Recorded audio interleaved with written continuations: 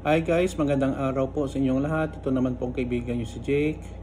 Sa video natin ngayon, mag-opinion lang po ako sa sinabi ni Attorney Ferdinand Topacio nang kailangan lang daw ng Administrasyon Marcos ng trophy. Yun po ang dahilan bakit hinuli po at dineport si former Congressman Arnulfo Arnie-Teves sa Timor-Leste pabalik dito sa Pilipinas para harapin ang kanyang kaso.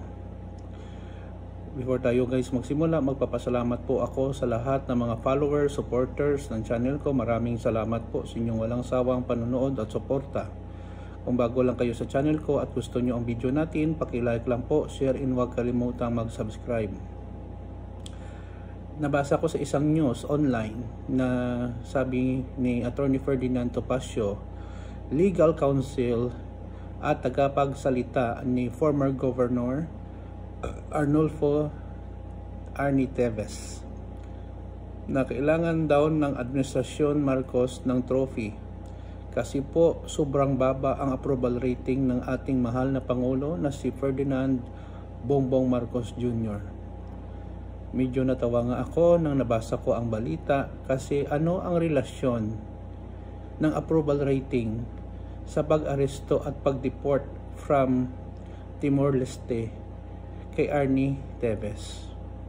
Number one guys, hindi po ito drama, hindi po ito gawa-gawa lang or nagkataon lang na hulihin at dalhin sa batas si Arnie-Teves. More than 2 years po ang hinintay ng ating pamalaan para po mahuli at ma-deport from Timor-Leste papunta dito sa Pilipinas si Arnie-Teves para harapin niya ang kanyang mga kaso. Ano po ang mga kaso ni former Congressman Arnie-Teves? Number 1, 10 counts of murder. Number 2, 12 counts of attempted murder. Number 3, 14 counts of homicide yata. Marami po massacre ang nangyari last March 2023 sa kay Gobernador Roel Digamo at sa kanyang mga supporter na binaril sila, niratrat siya sa kanyang compound. Fugitive po si Arnie-Teves. Bakit po kailangan lang po ng pabango ng pamalaang Marcos? Hindi po yun kailangan. Actually, ang ginawa niya para mapadali at mabigyan ng hustisya ang mga biktima ni Arnie-Teves. Nakakalungkot po na si Attorney Ferdinand Topacio instead na tulungan ang mga biktima, ang kanyang boss. Kaso yun, normal lang yun kasi abogado siya, pero nililihis niya ang issue na ang real reason na pinadeport at inaresto si Arnie-Teves because sa kanyang kaso, kasi fugitive siya, harapin niya ang kanyang kaso.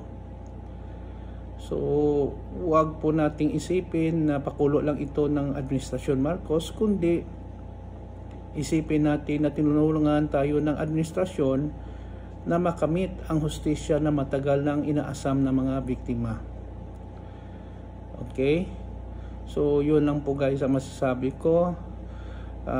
Kayo guys, ano ba masasabi nyo? Pakilagay lang po sa comment section ng ating video.